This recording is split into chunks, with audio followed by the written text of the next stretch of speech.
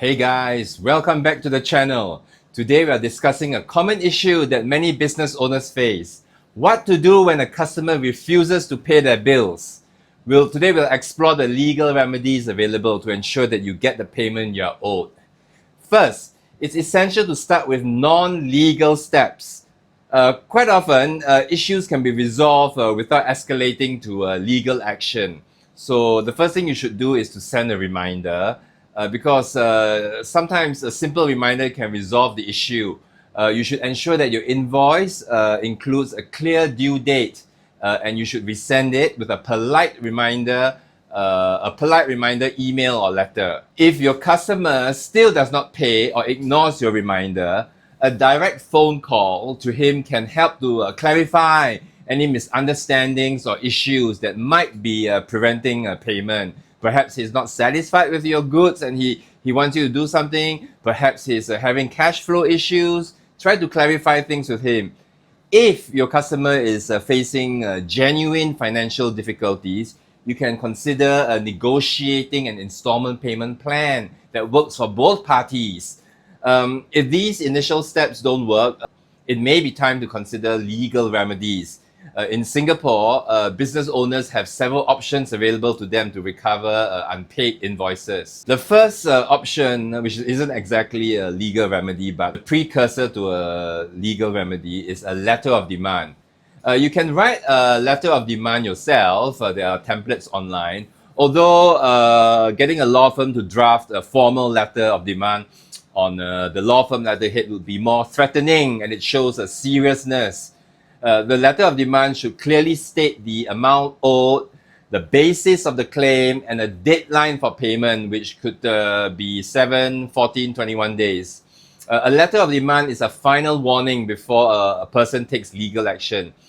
If your letter of demand is still ignored, you can then proceed to sue your customer either in the Small Claims Tribunal or the State Courts. You can file a claim with the Small Claims Tribunal of Singapore if the amount owed is below 20,000 Singapore dollars and the claim involves a contract for the sale of goods or a contract for the provision of services. For larger amounts, you'll need to file a civil claim in the State Courts or the High Court, depending on the sum involved. An alternative would be to send a statutory demand. A statutory demand is a notice that is sent to the person that, who owes you money, called the debtor, D-E-P-T-O-R, which states the name and address of the debtor, the details of the debt, including the exact amount of the debt, the amount that you're claiming for interest, the date that the debt was incurred,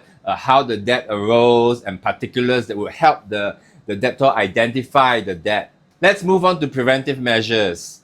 To avoid such situations happening in future, you might wish to consider implementing preventive measures such as having clear written contracts that specify specific payment terms and conditions.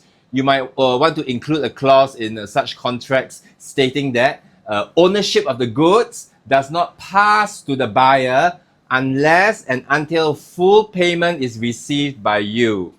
You can also consider including a clause which gives you the right to enter into your customer's premises and to take back the goods if payment for the goods is not received by the due date. It has to be contractually stated in the agreement that he grants you the right, gives you a license to enter in his premises if this event occurs.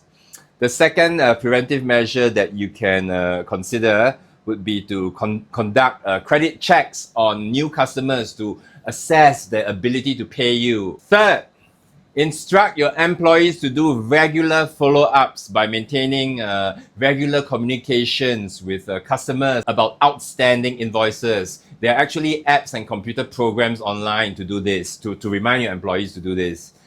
Facing non-paying customers can be stressful, but understanding your legal options can help manage this challenge effectively. If you found this video helpful, please like the video, share it, subscribe to the channel for more legal insights. And if you have any questions, leave your comments below. Thanks for watching. See you in the next video.